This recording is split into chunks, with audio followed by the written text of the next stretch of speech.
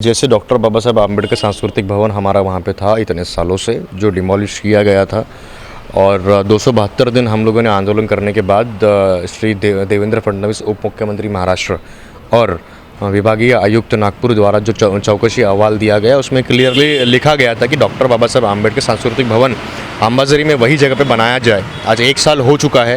ये पूरे के पूरे प्रकल्प को एक स्थगिती दी गई है और स्टे देने के बाद आज 1 साल हो चुका है कि वहाँ पे कुछ भी नहीं बनाया गया। समाज की ये मांग है कि 1 साल हो चुका है, तो डॉक्टर बाबा साहब आम्बेडकर सांस्कृतिक भवन ये कब बनेगा। इसके लिए हम लोगों ने पिछले 16 मई को एक प्रेस कॉन्फ्रेंस ली थी।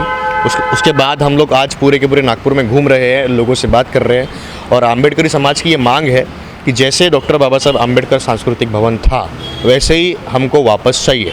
देवेंद्र फडणवीस जी ने कहा था कि वो सॉलिसिटर जनरल ऑफ महाराष्ट्र से बात करेंगे, लेकिन आज 1 साल हो चुका है, उनसे कोई बात नहीं हुई है। तो वो 20 एकड़ की जो मांग है उसके ऊपर वो चर्चा करते रहे, उससे हमको कोई फ़र्क नहीं पड़ रहा है। लेकिन सबसे पहले डॉक्टर बाबा साहब आम्बेडकर सांस्कृतिक भवन का निर्माण वापस किया जाए, यही हमारी सबसे पहली और बेसिक मांग है। 20 एकड़ के लिए कई डिमांड आपकी तरफ से की गई है। देखिए, 20 एकड़ की डिमांड हमारे समाज के कुछ ऐसे लोग थे जिन्होंने समाज को बताया कि ये 20 एकड़ की जगह डॉक्टर बाबा साहब आम्बेडकर के लिए राखिफ है। जब वार्तालाप जब बातें हुई आगे, तो चौकसी अहवाल में क्लियरली लिख के दिया गया है विभागीय आयुक्त द्वारा कि ये जो 20 एकड़ की मांग थी ये इनवैलिड है, इसके कोई भी पुरावे समाज के पास नहीं है। खैर, हमको वो चीज़ में नहीं पढ़ना कि वो हमारी जगह 20 एकड़ की है या 10 की है या 5 की है। हमारी यही मांग है कि 1 साल हो चुका है, सरकार की कोई मंशा नहीं है इसमें कि समाज भवन वापस से बनाया जाए। अगर उनकी मंशा होती तो शायद वो 1 साल पहले ही काम उसका शुरू कर देते और ये 14 अप्रैल 2024 को एक भव्य समाज भवन समाज को देते। लेकिन 1 साल हो चुका है, वहाँ पे ईंट छोड़िए बाबा साहेब की, वहाँ का जो मलमा था डॉक्टर बाबा साहेब आम्बेडकर सांस्कृतिक भवन का, वो मलमा ही अभी तक उठाया नहीं गया। तो क्या ये मंशा है सही में समाज की सरकार की सामाजिक भवन बना के दे? हमको नहीं लगता। इसीलिए हम लोग लोगों से मिल रहे हैं, कॉर्नर मीटिंग्स हम लोग ले रहे हैं। एक सिग्नेचर कैंपेन हमने जो बताया था वो चल रहा है, और आज हम लोग एमटीडीसी में आके यही बात बोल रहे हैं एमटीडीसी को कि आप इसके ऊपर जल्द से जल्द निर्णय लें। 21 जून तक समाज भवन के ऊपर का आप निर्णय लें। अगर आपने ये निर्णय नहीं लिया तो शायद 22 जून को हम लोग हमारी भूमिका स्पष्ट करेंगे कि आगे का रास्ता हमारा कैसा होने वाला है। 20 एकड़ के लिए क्या आप कहते हो कि जो पुरानी समिति थी उन्होंने समाज को दिशा भूल की गई है, अभी वो समिति क्या आपके साथ है? किस तरह से बात हो रही है? समिति मैं नहीं बोलूँगा, समिति के कुछ ऐसे लीडर थे जिन्होंने शायद दिशा भूल की हो, लेकिन समिति की जो महिलाएं थी जिन्होंने रास्ते पे उतर के ना दिन देखा, ना रात देखी, ना धूप देखा, ना छाँव देखी, उन्होंने आंदोलन किया। हम लोग एक कार्यकर्ता होने की वजह से समिति के कई लोग हमारे साथ हैं, लेकिन कहीं ना कहीं वो डर रहे हैं कि समाज उनसे ये सवाल पूछ रहा है कि 1 साल से काम क्यों नहीं हुआ, क्यों आप लोगों ने एमटीडीसी ने जो स्टे लगाया उसके ऊपर आपने क्यों कुछ नहीं बोला, क्यों आप लोगों ने जब विभागीय आयुक्त की जो कमेटी बैठी थी वो कमेटी में आपने क्यों अपने डॉक्यूमेंट्स नहीं दिए।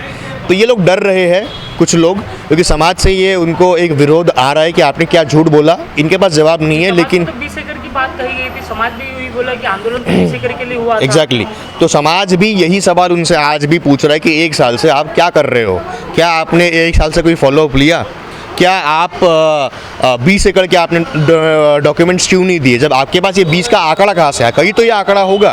तो अगर ये आंकड़ा कहीं पे, तो आपने ये 20 एकड़ का आंकड़ा क्यों नहीं दिया समाज को, या आपने ये डॉक्यूमेंट्स आपने देवेंद्र फडणवीस के पास क्यों नहीं दिए, आपने ये जो डॉक्यूमेंट्स थे आपने विभागीय आयोग के पास क्यों नहीं दिए। ये सवाल आज समाज पूछ रहा है।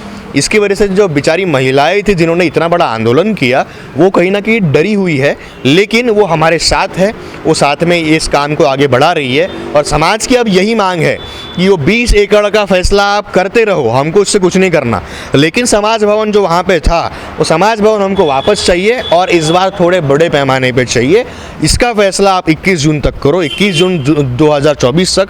अगर हमको ये नहीं मिला तो हम लोग 22 जून को हमारी जो भूमिका है हम वो स्पष्ट करेंगे, और प्रेस के माध्यम से हम लोग आपको ये चीज़ बताएंगे। पुलिस विभाग की क्या भूमिका आपके आंदोलन को लेकर रही है? आपको 4 नोटिस दी गई है, क्या कहोगे? पुलिस विभाग बहुत विचित्र बिहेव कर रहा है, ये मैं डायरेक्टली, ये मेरा आरोप नहीं है, ये चीज़ हो रही है। पुलिस विभाग हमेशा अम्बेडकरी समाज के साथ था, लेकिन इस बार पता नहीं क्या हुआ कि पुलिस विभाग 149 के नोटिसेस हमारे कार्यकर्ताओं को, मुझे स्पेशली दी जा रही है, जबकि सिग्नेचर कैंपेन करने के लिए कोई परमिशन की ज़रूरत नहीं है। हम लोग हमारे बुद्ध विहार में अगर कोई कार्यक्रम कर रहे हैं तो इसमें किसी की परमिशन की ज़रूरत नहीं है। हाँ, अगर हम लोग कोई आंदोलन कर रहे हैं, कोई डेमोन्स्ट्रेशन कर रहे हैं, तो वो वक्त में परमिशन की ज़रूरत है। लेकिन आज भी हम लोग यहाँ पे जब आए MTDC के ऑफिस में, तो हमको एक 149 का सूचना पत्र दिया गया। तो हमको ये समझ में नहीं आ रहा है कि पुलिस की जो भूमिका है वो बहुत मतलब अजीब सी है, और हम लोग चाहते हैं कि पुलिस भी हमारे साथ रहे। और डॉक्टर बाबा साहब आम्बेडकर सांस्कृतिक भवन का जो काम है वो कोई नहीं रोक सकता, क्योंकि ये आम्बेडकरी समाज संविधान को मानने वाला है, और संविधान के माध्यम से, संविधान के रास्ते पे चल के ही हम लोग हमारा ये भवन लेंगे। लेकिन 21 जून तक का ये सरकार आम्बेडकरी समाज को हल्के में ना ले। 21 जून तक का अगर सरकार ने इसके ऊपर फैसला नहीं दिया तो 22 जून को हम लोग हमारी भूमिका स्पष्ट करेंगे और आगे का रास्ता हम लोग बताएंगे। CP साहब को मेरी यही निवेदन है, नागपुर पुलिस के जो कमिश्नर है उनको हमारा यही निवेदन है कि ये सारे जो बच्चे हैं ये एडुकेटेड है, ये पढ़ाई लिखाई वाले बच्चे हैं, इनको पढ़ने का मौका मिला, आज ये कुछ अपनी ज़िंदगी में कर रहे हैं, तो इनकी ये जवाबदारी है कि वो अपने समाज को, बाबा साहब के हक को वापस समाज को दिलवाए। इसीलिए हम लोग संवैधानिक तरीके से ये काम कर रहे हैं। तो कृपया आप भी इसमें शामिल होकर शांतिपूर्ण तरीके से इस काम में हाथ बटाएं। लेकिन आप ये जो आपके जो कार्यकर्ता है या आपके जो अधिकारी है वो डरा धमका के 353 हम लोग दाखिल करेंगे, ये सारी बातें बोल के हमको डरा नहीं सकते। तो कृपया करके आप ये चीज़ अपने अधिकारी को समझाइए, बदनाम ना करें समाज को, और समाज अपना जो हक है वो शांतिपूर्ण तरीके से लेके रहेगा।